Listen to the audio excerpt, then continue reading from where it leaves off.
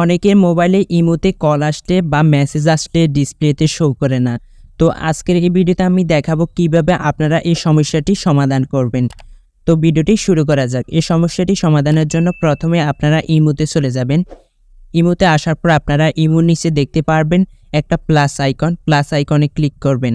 Plus আইকনে click করার পর এখান থেকে একটা অপশন দেখতে পারবেন মোর অপশনে ক্লিক করবেন।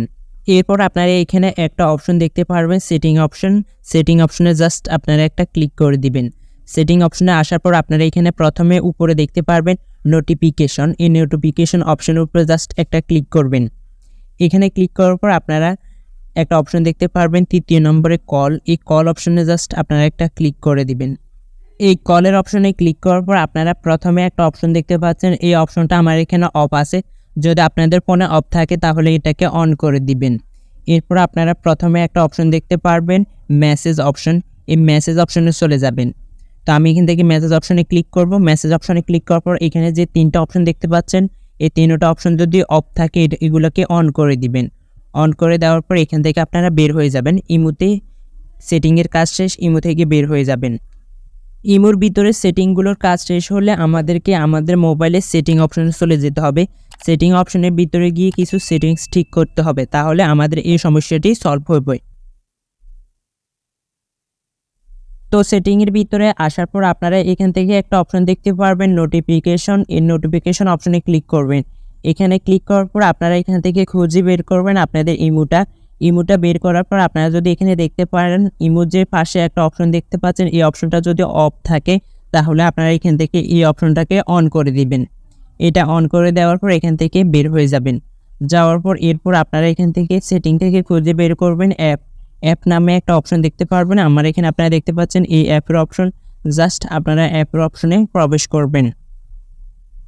অ্যাপের অপশনে প্রবেশ করার পর আপনারা প্রথমে দেখতে পারবেন অ্যাপ ম্যানেজমেন্টে ক্লিক করবেন। যদি আপনারা এখানে অ্যাপ ম্যানেজমেন্ট না পান বা অ্যাপের অপশন না পান তাহলে কি করবেন, আপনারা সেটিংয়ের মধ্যে যে সার্চের অপশনটা আছে সেই সার্চের অপশনে চলে যাবেন। যাওয়ার পর এখানে সার্চ করবেন অ্যাপ ম্যানেজমেন্ট, অ্যাপ ম্যানেজমেন্ট লেখার পর দেখতে পারবেন কিছু অক্ষর লিখলে দেখবেন অ্যাপ ম্যানেজমেন্টের অপশন চলে আসবে, সেখানে ক্লিক করবেন। ক্লিক করার পর এখান থেকে আবার অ্যাপ ম্যানেজমেন্টে ক্লিক করবেন। অ্যাপ ম্যানেজমেন্টে আসার পর আপনারা এখান থেকে আপনাদের মোবাইলের ইমোটাকে খুঁজে বের করবেন। এইখানে আপনার মোবাইলে যত অ্যাপ রয়েছে সব অ্যাপ দেখতে পারবেন। তো আপনারা এখান থেকে অ্যাপটাকে খুঁজে বের করবেন। অ্যাপ খুঁজে বের করার পর আপনারা এখানে নিচে একটা অপশন দেখতে পারবেন। এখানে অনেকগুলো সেটিংয়ের কাজ করতে হবে। এখানে প্রথমে দেখতে পারবেন ম্যানেজ নোটিফিকেশন। এই ম্যানেজ নোটিফিকেশনে ক্লিক করবেন। ক্লিক করার পর এখানে সবগুলো অপশন আপনারা অন দেখতে পারবেন। যদি অফ দেখেন তাহলে আপনারা এখান থেকে অন করে দিবেন। শুধুমাত্র একটা অপশন বাদে, সেটা হচ্ছে দ্বিতীয় নম্বর যে অপশনটা আছে সেটা বাদে সবগুলোকে অন করে দিবেন। ওকে, দেওয়ার পর এরপর আপনারা চলে যাবেন ডিসপ্লে ওভার আদার্স অ্যাপ। এই অপশনে ক্লিক করবেন। এখানে ক্লিক করার পর এখানে যে এই অপশনটা যদি অন থাকে তাহলে তো থাকছে, আর অফ থাকলে অন করে দিবেন। এরপর এখান থেকে স্টোরেজ অপশনে ক্লিক করবেন। ক্লিক করার পর আপনারা ইমোর যে স্টোরেজগুলো আছে সেগুলোকে ক্লিয়ার করে নেবেন।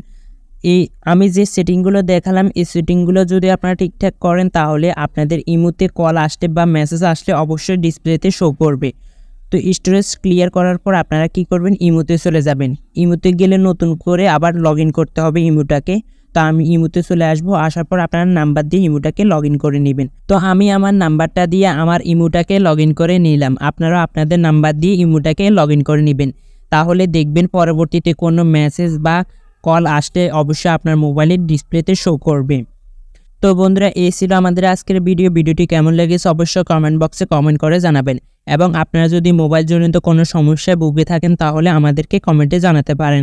পরবর্তীতে আপনাদের কমেন্ট অনুযায়ী আমরা ভিডিও নিয়ে আসব। ধন্যবাদ সবাই, ভালো থাকবেন, সুস্থ থাকবেন, আল্লাহ হাফেজ। আবার দেখা হবে নতুন কোনো ভিডিও নিয়ে।